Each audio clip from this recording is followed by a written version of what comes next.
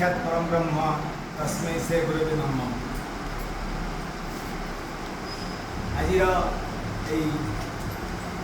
भव्य गुरु दिवस उपलक्षे organise करथिबा Sundargarh college समस्त छात्र छात्री मानकु अनुष्ठान तरफ आक्षरिक गुरु मानक तरफ अनेक अनेक शुभेच्छा आशीर्वाद स्नेह भरा कथा पदे आज दिन में उपस्थापन करने बेले मु दुई तीनोटी कथा मो आगे रखा चाहे।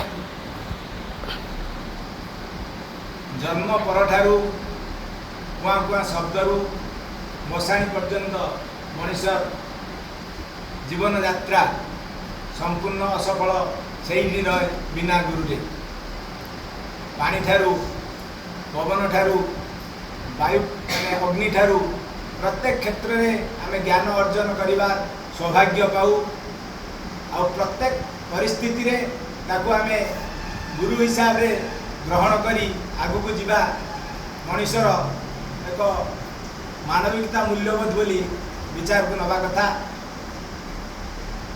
सर्वपल्ली राधाकृष्णन विषय छोट बेलू आज पर्यंत समस्ते गुरु दिवस पालन करने तात्पर्य विषय जानिच all are known very well regarding that matter.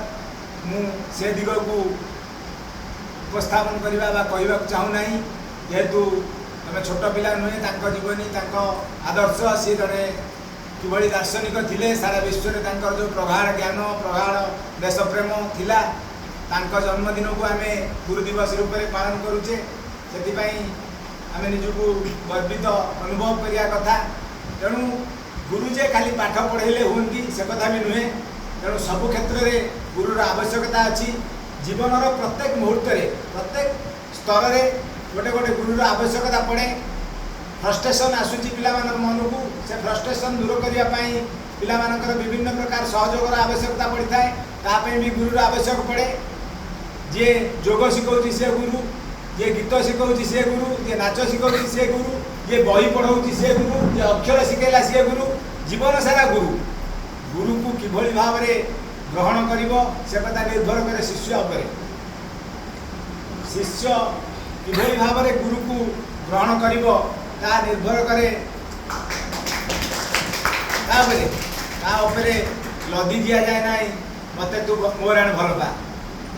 जे गुरु केबे कौनसी परिस्थिति रे कौनसी स्थिति रे कौनसी उपस्थिति रे बा अनुपस्थिति रे अनुभव करे ना जे मु गुरु बोली से मते ग्रहण करू। अनेक समय रे मु कहा को केबे भल कथा बोले कहिनी, भल व्यवहार देखैनी, भल कौनसी परिस्थिति रे मु ता पाखे नाही किंतु हुए तो मते से गुरु हिसाब रे ग्रहण करिछि। आज भी मते गुरु दिवस रे प्रणाम जनाऊँगी, सम्मान दौची, पोस्टर करुँची, मुझे केवे भी किसी काम लगे मु कहूथिबा भल जिनिस ता जीवन में दीपाद आगू की जावाक साहाय्य करिछि। तेणु प्रत्येक परिस्थिति रे गुरुर आवश्यकता अच्छी। गुरु को किभली भाव में तुम ग्रहण करिवो सेटा तुम पे निर्भर करा जाए।